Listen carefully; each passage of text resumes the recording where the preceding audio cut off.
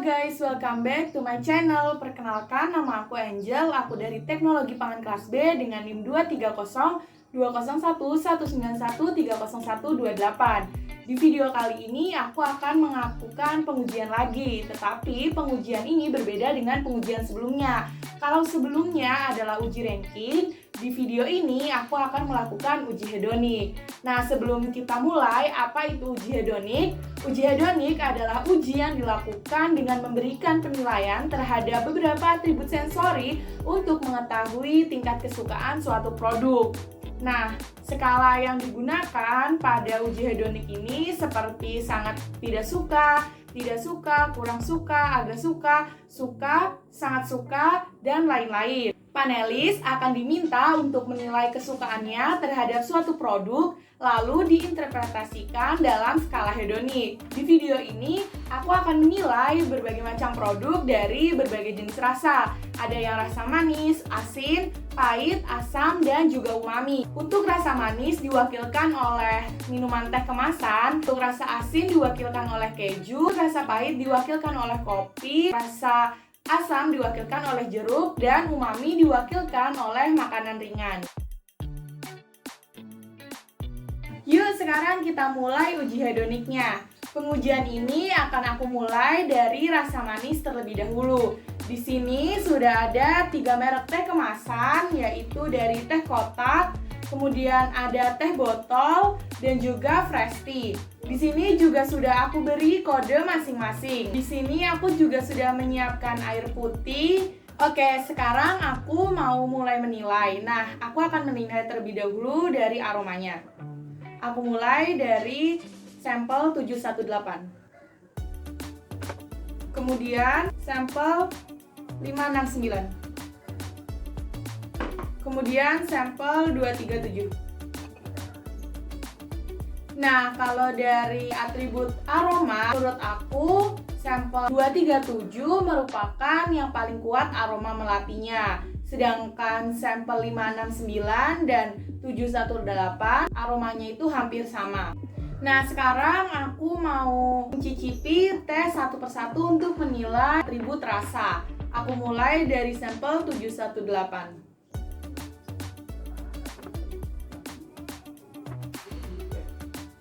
Selanjutnya yaitu sampel 569.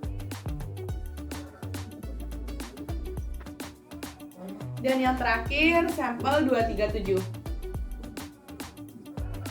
Menurut aku dari ketiga teh ini yang paling manis adalah fresh tea dan yang paling tidak manis adalah teh botol. Nah, kalau dari aku suka rasa teh yang tidak terlalu manis. Jadi aku suka teh botol. Nah, secara overall dari ketiga jenis teh di depan, aku menyukai teh botol karena rasanya tidak terlalu manis dan juga dari aroma seperti teh melati pada umumnya. Sensasi rasa manis pada teh kemasan ini disebabkan karena adanya penambahan gula. Gula yang biasa ditemukan dalam teh kemasan yaitu siklamat, sakarin, dan juga sukrosa. Nah, timbulnya aroma pada teh disebabkan karena adanya proses pematangan yang menyebabkan oksidasi senyawa polifenol. Nah, ketiga jenis teh di sini beraroma melati dikarenakan pada komposisinya ketiga teh di sini memang menggunakan teh melati. Nah, sekarang kita akan mencoba untuk yang rasa asin. Untuk rasa asin ini sudah diwakilkan oleh 3 merek keju yang berbeda, yaitu ada Pro Cheese, kemudian ada Mac, dan juga ada Kraft. Di sini keju yang digunakan adalah jenis keju slice. Sekarang aku mau langsung mencicipi untuk menilai atribut rasa. Aku mulai dari keju Pro Cheese.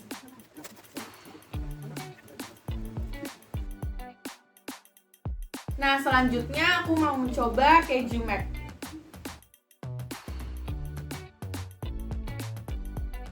Dan yang terakhir aku mau coba keju Kraft.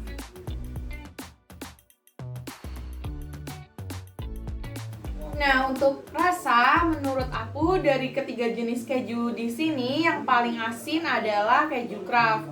Kemudian yang paling tidak asin menurut aku adalah keju Mac. Sedangkan keju Pro Cheese yang rasa asinnya paling pas. Untuk atribut warna di sini keju Kraft memiliki warna yang lebih kuning, yang lebih gelap dibandingkan keju Mac dan juga keju Pro Cheese. Oke, sekarang aku mau menilai atribut aroma. Yang pertama aku akan mencium dari keju Pro Cheese. Yang selanjutnya aku akan mencium keju Mac. Dan yang terakhir aku akan mencium keju Kraft.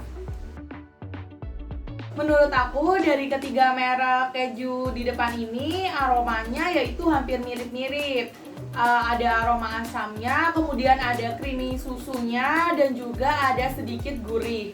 Secara overall, aku paling menyukai keju merek Pro Cheese dikarenakan rasa asinnya pas dan juga rasa creamy dari susunya itu lebih terasa dibandingkan dua keju lainnya.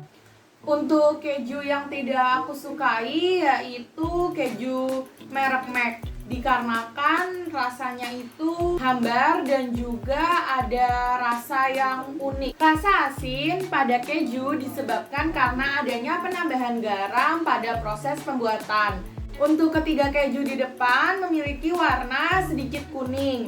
Nah, warna kuning disebabkan karena susu yang menjadi bahan dasar utama pembuatan keju mengandung pigmen carotenoids.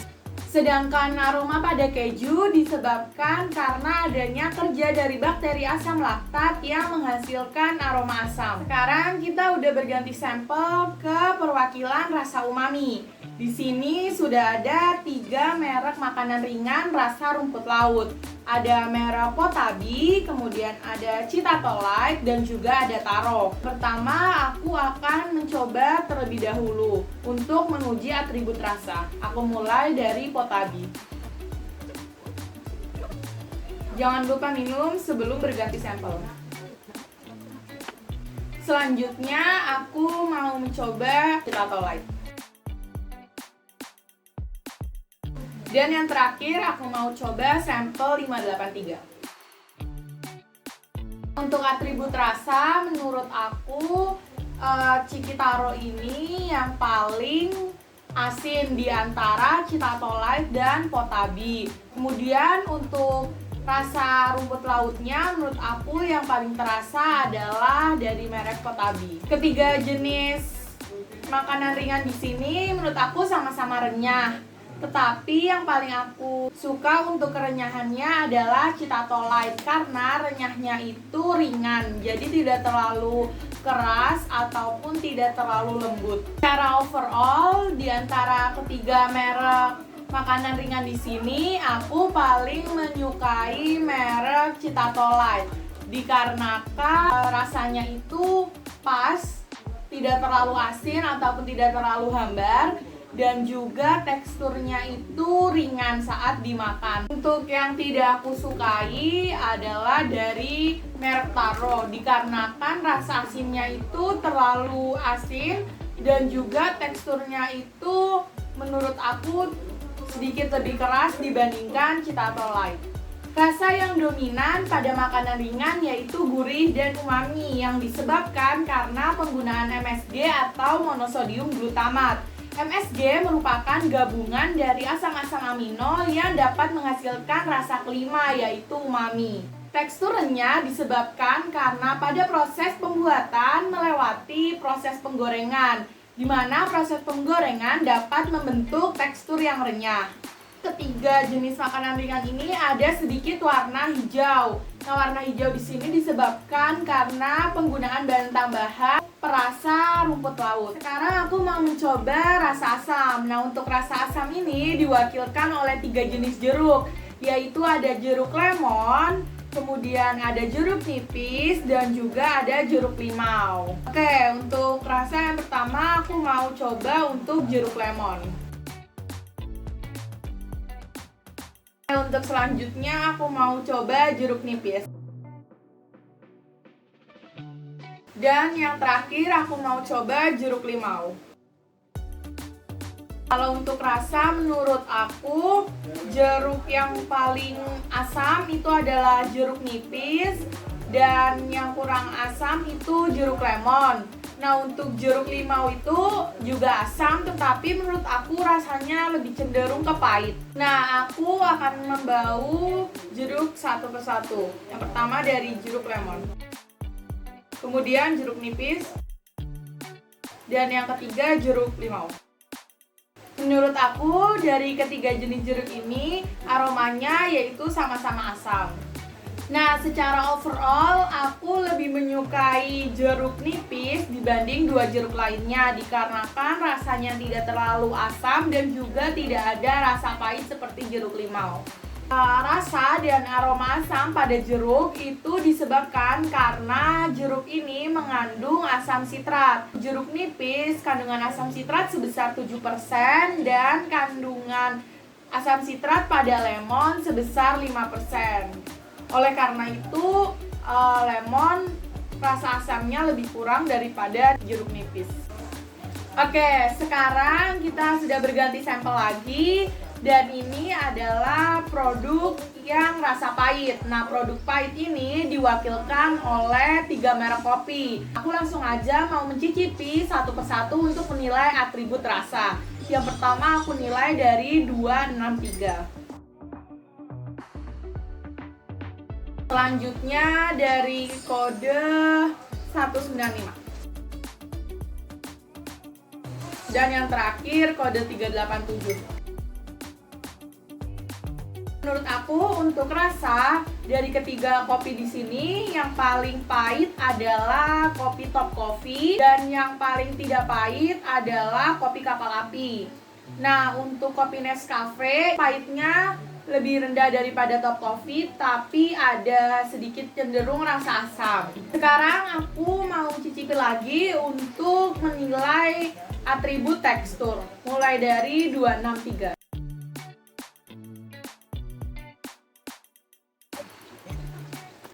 Dan yang terakhir 387. Oke, menurut aku untuk atribut tekstur kopi yang tidak ada ampasnya yaitu kopi Nescafe, sedangkan kopi Kapal Api yang paling banyak ampasnya.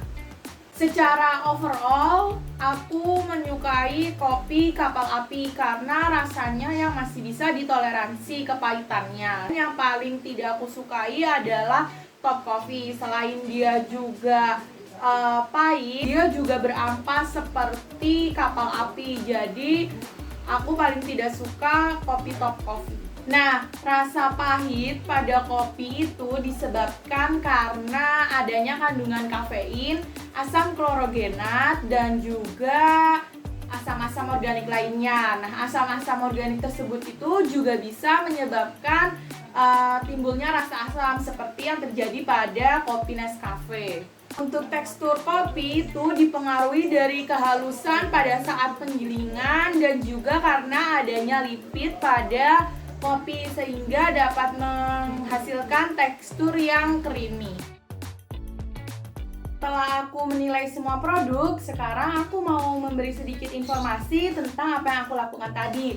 Yang pertama, ketika aku meminum air putih. Apa sih guna dari aku minum air putih? Jadi, air putih di sini digunakan untuk menetralkan rongga mulut agar aftertaste dari produk sebelumnya tidak mengganggu penilaian produk selanjutnya. Selanjutnya adalah pemberian kode. Semua sampel di sini diberi kode untuk menghindari bias terhadap panelis, sehingga tidak mengganggu penilaian. Pengujian hedonik antar satu panelis dengan panelis lainnya dapat menghasilkan penilaian yang berbeda karena dipengaruhi oleh beberapa faktor. Nah, salah satunya adalah kepekaan indera panelis. Kemampuan merasa panelis pasti berbeda-beda, di mana semakin peka indera, maka akan semakin detail komponen yang dirasakan. Penilaian yang relatif juga dapat disebabkan karena rangsangan terhadap aroma dan rasa yang berbeda-beda. Dalam pengujian ini, ada beberapa kondisi yang dapat menyebabkan kesalahan.